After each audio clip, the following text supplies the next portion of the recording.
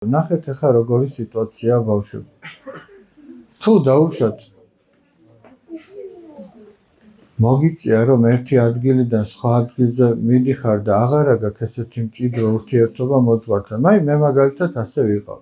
გორში მყავდა თავიდანვე მოძღვარი, მამა გედეონია ჩემი მოძღვარი იცით.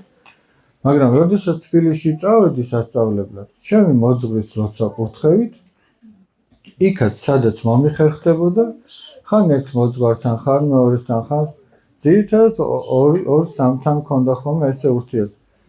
ვაბარებდი აღსარებას, მაგრამ აქ როდესაც ჩამოვდიოდი, პერიოდულად ჩამოვდიოდი, ჩემს მოძღვარს ვესაუბრებოდი ამ ყველაფრის შესახებ.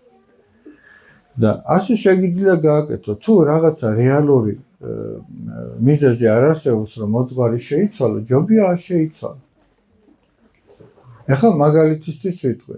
დაუშვათ ზოგჯერ არის ასეთი რამეც, რომ ერთ ადამიანს რაღაცა ცოდვა აქვს და ერიდება უკვე თავის მოძღვართან, რო თქვას, ფიქრობს, რომ წავალ და იმ უცხო მოძღვარს ვეთქვი. მაგრამ ეს პრობლემა მოძღვარში კი არ არის, ჩვენშია და ჩვენ იქაც დაგვიდგება რაღაც პრობლემა. და თუმცა შესაძლებელი არის, რომ შეიცვალო, მაგრამ ესეც შენი მოძღვრის ლოცვა-კურთხევით უნდა გააკეთო. მაგრამ ზოგჯერ ასეც ხდება. აი ვიღაცა მოდის ჩემთან. მეუბნება, მამო, მინდა რომ აქ მოვიდე ხოლმე აღსარებაზე. მეუბნები, წადი შენს მოძღვარს შეეკითხე.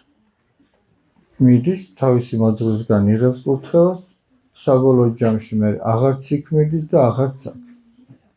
მე ყოველთვის ვარჩევ ხოლმე, აი მაგალითად ურჩევ ხოლმე ასეთ რამეს. დაუშვათ ვიღაცა დიდი ხნის დაკარგულია, ტაძარში აღარ დადის და ახლა მოვიდა და მეუბნება, რომ მამო, მინდა რომ მოძღვარი იყოს. მე ვეუბნები, ჯობია წახვიდე და შენს მოძღვართან დაბრუნდე. ერიდება, რომ დიდი ხანი აღარ ყოფილა და ჯობია რომ მიხვიდე და ეშინიათ, რომ აი რაღაცა როგორ ასე ფიქრებს, არა პირიქით რას იფიქრებს, გაეხარდება, რომ დაკარგული ცხარი გამოჩნდა და მივიდა. მეტი რა უნდა იყოს.